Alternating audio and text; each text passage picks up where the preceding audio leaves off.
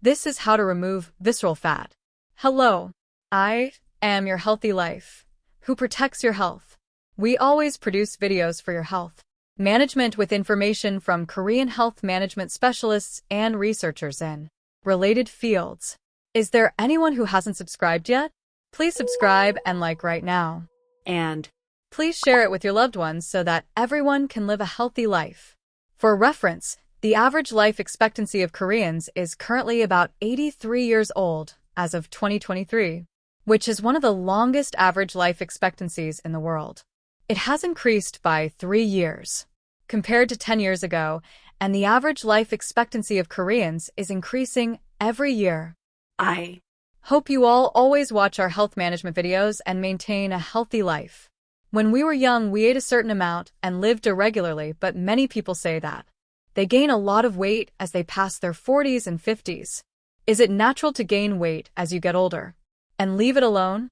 No, absolutely not. In the end, visceral obesity continues to increase, and you can suffer from diseases such as hyperlipidemia, fatty liver, high blood pressure, and diabetes for the rest of your life, and you can take medicine for the rest of your life. The first thing I always talk about in middle-aged diets is that there were times when obesity was simply approached as a problem of appearance. However, now obesity is the root of all diseases. It is a disease itself.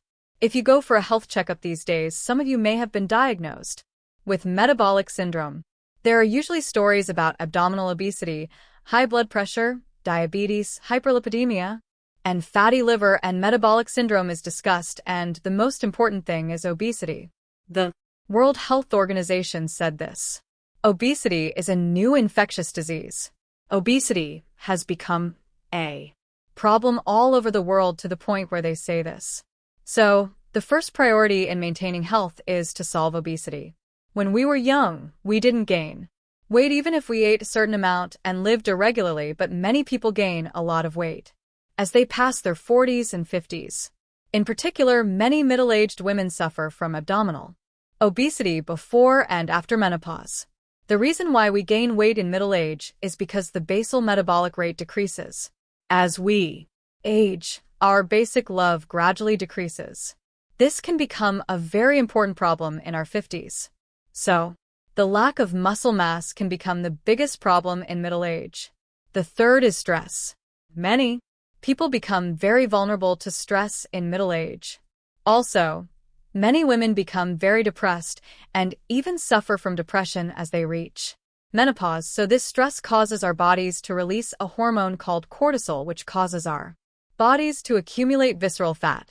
Many people say that when they reach middle age, their bodies become unfavorable for dieting for various reasons, and visceral fat continues to accelerate. Is it okay to just leave it alone because it is a natural part of aging? No, absolutely not. If you don't actively deal with it, visceral fat will continue to increase, and you will suffer from diseases such as hyperlipidemia, fatty liver, hypertension, and diabetes for the rest of your life, and you will have to take medicine for the rest of your life. If you feel like you're gaining weight even though you're middle-aged, you should actively go on a diet. The most important thing to consider when dieting for middle-aged people is to cut out refined carbohydrates. If you can just cut out refined carbohydrates, you're 50% successful in your important diet. Refined carbohydrates are refined, ground, and milled. The reason why things like bread, rice cakes, noodles, snacks, and high-fructose drinks are problematic is because their nutrients are destroyed during the adjustment process and their fiber is destroyed, so when they enter our bodies, they rapidly raise our blood sugar levels. Our body's normal mechanism is for insulin to immediately release and pull down the blood sugar levels that have risen like this and pull them into the cells, but if your blood sugar levels rise too much, insulin will continue to store this blood sugar as fat. That's why it's important for middle-aged people to cut out refined carbohydrates. Refined carbohydrates lower blood sugar levels that have risen like this, and when they drop again, you get hungry again, and when they rise again, they cause blood sugar spikes, which are the biggest problems. So it's important to cut out refined carbohydrates. Another thing is that refined carbohydrates are addictive, almost like drugs. Refined carbohydrates are very tasty, so we keep eating them. Serotonin affects dopamine and azido, so our bodies become addicted. We call it carbohydrate addiction. When we film carbohydrate addiction, it's almost like drug addiction, so dangerous that people even say this. So, the first thing I'm going to tell you is to cut out refined carbohydrates. The second thing I'm going to recommend is to eat a lot of high-quality protein. Protein is a very important component of our bodies. It makes up muscles and is also the source of various enzymes called hormones.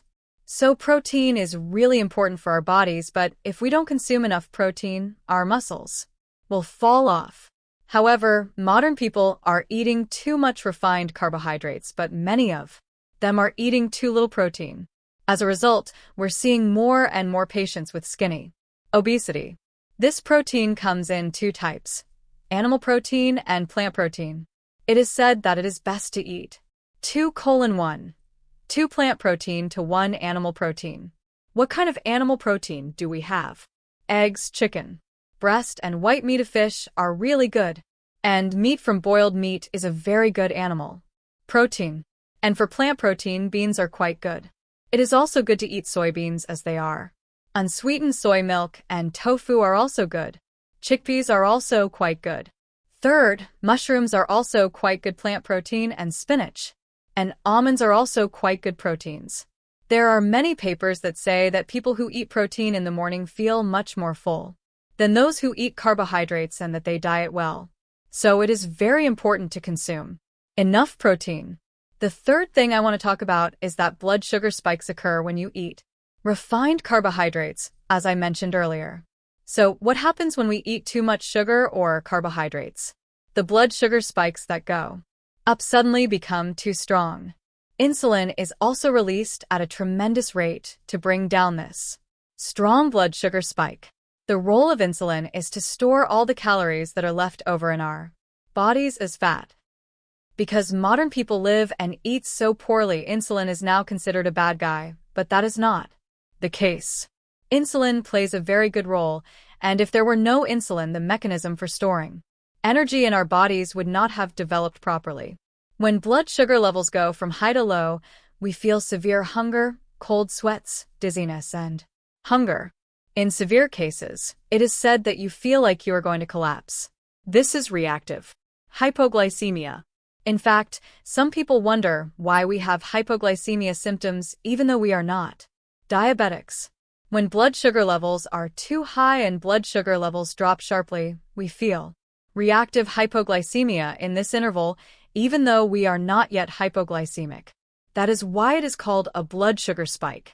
The problem with this blood sugar spike is that it damages the endothelial cells of blood vessels. In order to repair these damaged endothelial cells of blood vessels, various platelets, etc., stick to our bodies, which can cause cardiovascular disease. Again, that is why it also causes high blood pressure, hyperlipidemia, heart disease, and cerebral vascular disease. Recently, many studies have shown that this blood sugar spike can even cause cancer. These studies are continuously coming out, so you really have to be careful. So, in order to avoid blood sugar spikes, you have to make the graph, which was spiky, round. To do this gradually, you can reduce refined carbohydrates and eat a lot of protein meals.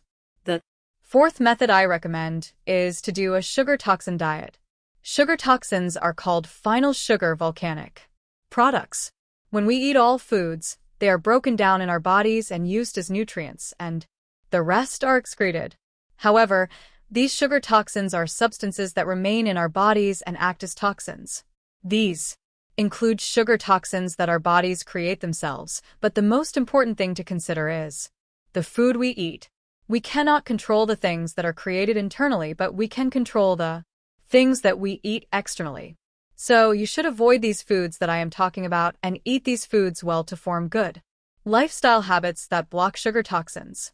The worst eating habits that create sugar toxins are grilled, fried, and stir-fried foods. In particular, cooking over direct fire at high temperatures without water is very bad. The foods we eat when we go camping and the foods we cook in the oven or air fryer are very bad. Sugar toxins are toxins created by carbohydrates, fat, and proteins, and when they meet and are heated over a fire, they turn brown.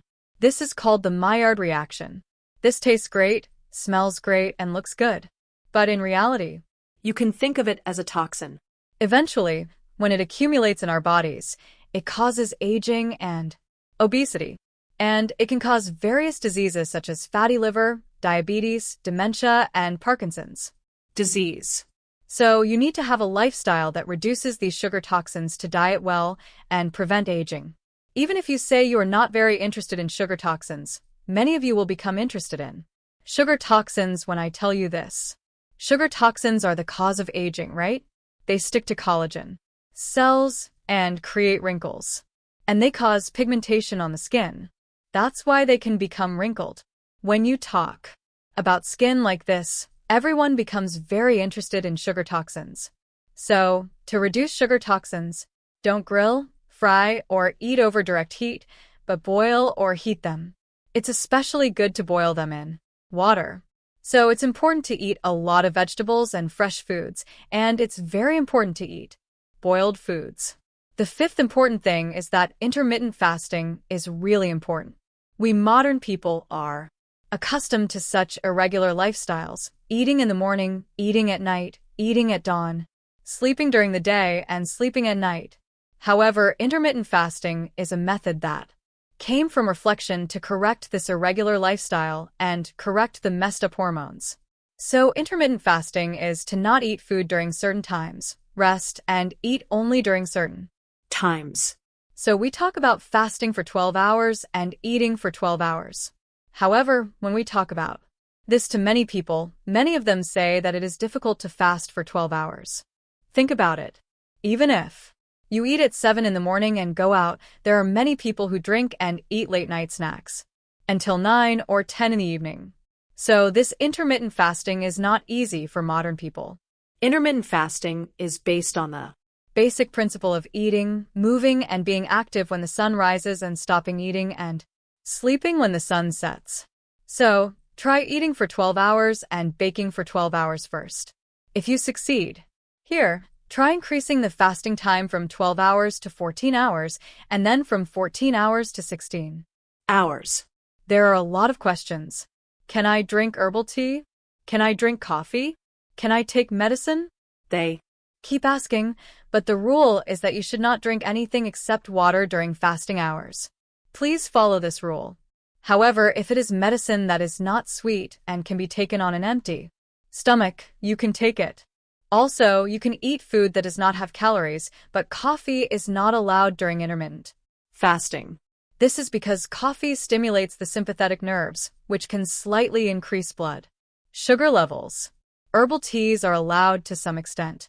So, during intermittent fasting hours, you can drink herbal tea or medicine that can be taken on an empty stomach, but you should not drink sweet milk or coffee. Sixth, how to lose weight healthily even in middle age. Many middle-aged people probably drank a lot of alcohol when they were younger. But now it is time to say goodbye to this enjoyable drink. When we drink alcohol, what mechanism occurs in our body? This is not a nutrient, so our body recognizes it as a toxin. When the toxin enters, the liver begins to detoxify the alcohol. Then, among the various nutrients waiting to be broken down, carbohydrates cannot be broken down and are immediately accumulated in the body. This is the biggest problem. And alcohol has a really serious function. This is the serious function of losing muscle and changing it into fat. So when we look at alcoholics, there are many people who are so skinny that their bellies are bulging. They lose all their muscle mass. And in many cases, they only accumulate fat, so not. Drinking alcohol is essential for a middle-aged diet. Many middle-aged people drink alone at night, or drink after putting their children to bed due to stress and depression, but you really need to avoid drinking alcohol. Many people ask if there is a way to diet while drinking, but there is no way to diet while drinking. You need to completely stop drinking alcohol when dieting. The seventh principle to keep in mind for a middle-aged diet is good sleep and a regular lifestyle. For us modern people, sleeping has become almost a homework assignment. Recently, there has been a lot of talk about good sleep. The problem of insomnia has gotten much worse with the advent of cell phones.